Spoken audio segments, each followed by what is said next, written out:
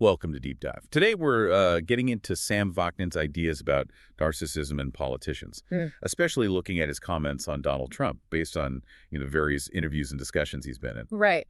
And Vaknin has some, let's say, strong views on personality disorders and how they relate to leadership. Definitely. So our goal here, our mission for this deep dive is really to unpack Vaknin's specific take on how narcissism shows up and, well, what impact it has on political figures like Trump, pulling together what he said across different places. Okay, so maybe a good starting point is how Vaknin even defines psychopathology.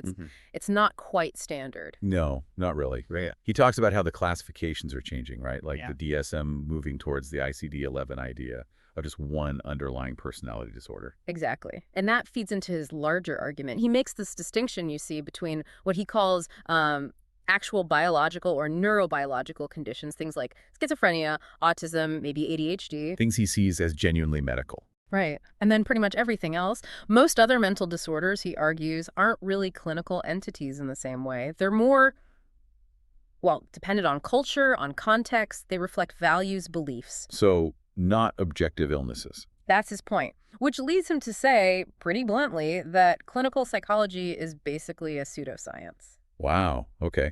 Because the subject matter is too, what, malleable? Yeah, malleable, hard to generate testable hypotheses, the whole replication crisis thing. He sees psychiatry then as mainly just pharmacology for those biological conditions he mentioned earlier. That's quite a foundation to build on. Yeah. So when he gets to narcissistic personality disorder, NPD, where does that fit in his framework?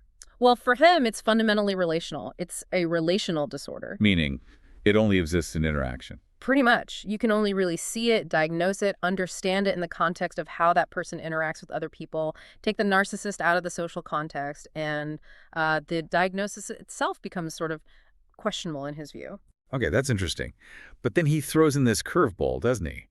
That maybe these narcissistic traits, they could actually be an advantage. He does, and that's probably one of his more controversial points. He looks at fields like entrepreneurship, mentioning Elon Musk, or politics with Donald Trump. And says what?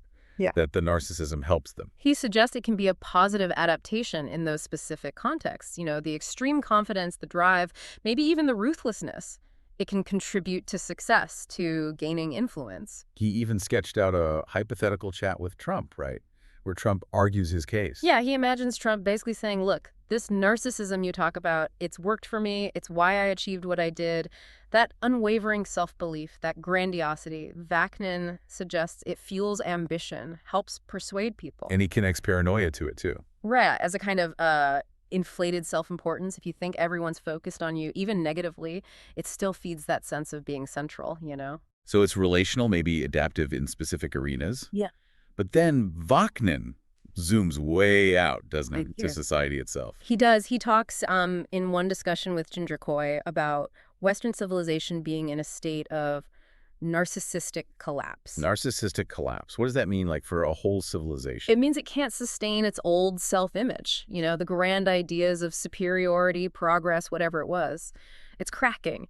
And the reaction to that, he says, is often these, like, self-aggrandizing fantasies. And that's where figures like Trump and Musk come back in. Exactly. He sees them as embodying that fantasy response. He calls them jokers in the circus of civilization, part of this wider trend, anti-establishment, anti-intellectual, anti-reality even. Which connects to his views on technology. Yeah. Which are also pretty critical. Very critical. He argues we mistake technology for science all the time, but he sees tech as, well, empirical, yes, pragmatic, sure, but not really science. It's unbridled by values, often driven by agendas. What kind of agenda? He says they're often reactionary. Things like colonialism, mass control, anti-democratic instincts kind of baked into the drive. And often, he says, the big tech figures, like Musk again, are actually anti-science. They prefer fantasy. Anti-science.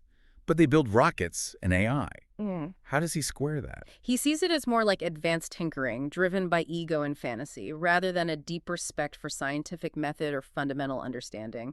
It serves this almost religious ideology of constant growth, regardless of consequences. Okay, but then he flips it again. He says, these guys, Trump, Musk, who look reactionary, they're actually agents of progressive revolution. Yeah, that's a real mind-bender, isn't it? He posits that Maybe unintentionally, they're accelerating the destruction of traditional things, family, nation-states, through automation, through the sheer disruptive force of the tech they champion or embody. So they're like surfing a wave away from liberalism and democracy. But heading towards some kind of brave new world, maybe without even realizing it. It's a really provocative idea. And why do people follow them, in his view, if the world feels so unstable? Well, he suggests that when the world feels abnormal, hostile, maybe even crazy, people start to believe they need a crazy leader. Someone tough enough, maybe unpredictable enough to protect them from other threats. Like making friends with the bully. Kind of, yeah. An alliance for self-preservation in a perceived dangerous environment. He also mentions this societal choice people seem to be making. Between ideological tyranny, like rigid systems, and these personality cults. And he thinks, partly because of failings in mainstream politics and academia, people are increasingly opting for the personality cult. This leads him into history, critiquing democracy itself. Yeah, he's critical of universal franchise democracy. He brings up the Founding Fathers' worries about autocracy, mob rule, and electing demagogues. And he uses Hitler as an example. He points out that Hitler was elected in what was arguably a very democratic system at the time, a warning in his view. And he contrasts the Renaissance and the Enlightenment. What's the core difference for him? He sees the Renaissance as fundamentally narcissistic, even totalitarian in its impulses, a kind of forward to the past that spawned some bad ideologies. The Enlightenment, for him, was the necessary counter-reaction, emphasizing reason, individual autonomy, liberal values. And this conflict continues today. He argues it does, yes. And figures like Trump, in his analysis, embody those Renaissance philosophies more than Enlightenment ones. Okay, so how does this tie back to narcissism and victimhood today? Vaknin argues the Enlightenment had a flawed premise, that humans are fundamentally rational. Because we're not, or at least not consistently, this led to inevitable failure, self-rejection, and then compensatory narcissism. Compensatory, meaning? Meaning it makes up for that feeling of failure, and it can manifest in two main ways, either as victimhood, I'm failing because the system is rigged, I'm oppressed, or as overt grandiosity, I'm not failing, I'm actually brilliant, everyone else is wrong. You see this sense of constantly failing against some ideal. Exactly. Even in current debates, he suggests, there's this underlying sense of failing to meet an imposed rational ideal. And religion, he adds, including what he calls postmodern religions, like scientism or consumerism, kind of bridges the gap. It offers ways to cope with the failure, often through some form of disempowerment. Looking globally now, he paints a pretty dark picture of leadership. He does. He talks about a narcissistic, psychopathic takeover of the elites worldwide. Leaders exhibiting these traits are becoming more common. And the outcome. Short-term gains, maybe. They can appear effective for a while. But he insists they invariably end badly. Widespread destruction follows. He uses China under Xi Jinping as a current example, initial success, but heading for collapse, in his view, because of the leader's narcissism. And back to Trump, what's the final verdict there? Vaknin thinks Trump's narcissism is obvious, but, and this is the kicker, he sees it as a positive adaptation given the state of the world Vaknin perceives as crazy. A positive adaptation. Still, in that specific context, yes. And it's a big bit, but he also highlights the inherent danger. Narcissistic leaders are prone to self-sabotage, self-destruction. He points to the handling of the pandemic as a possible case study of that. What about the followers? Why are people drawn to these strongman figures? He explains it using the concept of a shared fantasy. The leader offers this kind of regressive state, almost like being back in the womb. Followers feel safe, protected, not accountable, relieved of the burden of thinking and deciding for themselves. A comforting illusion. Especially powerful when times feel threatening or uncertain. Yes, it's a very potent psychological draw. He also takes aim at journalism, doesn't he? He does. He talks about the media's credibility crisis, blaming increasing politicization and the shift from reporting to point-of-view journalism. So what should they do? He argues for prioritizing truth over some kind of superficial neutrality while still aiming for objectivity. But importantly, when it comes to labels like narcissist, he thinks journalists should rely on actual psychologists, not make diagnoses themselves. He seems to have diagnosed Elon Musk pretty firmly, though. Oh, absolutely. He's quite emphatic. Calls Musk a malignant, sadistic narcissist. He completely dismisses Musk's own mention of Asperger's. And he predicts Musk's downfall. Predicts he'll end up penniless, believes that narcissism prevents real innovation and leads to self-emulation and ultimately failure. This ties into his broader point about fantasy ruling our civilization. Yes. He thinks postmodern society is built on rejecting reality, embracing fantasy. And who are the experts in fantasy? Narcissists. So naturally, they thrive in this environment. Successful ones are masters at creating and selling these shared fantasies. If someone wanted to confront a narcissist, according to Vaknin, how would they do it? He talks about narcissistic mortification. The key isn't just general criticism, it's finding the specific area where the narcissist bases their grandiosity, their supposed genius, their wealth, their power, and proving it's fake. Exposing the core illusion. Exactly. That, he believes, causes a deep injury and forces them to withdraw. He feels many attempts to expose Trump, for instance, missed the mark because they didn't target his specific locus of grandiosity. He also links all this to wider social trends, like victimhood culture. Right. He sees a shift from a society valuing dignity to one valuing victimhood, and from work to entertainment. This, he thinks, leads to a rejection of reality testing, and alongside that, a devaluation of education, expertise, intellectualism. Why? Because narcissists can't achieve those things. In part, yes, so they seek to undermine them.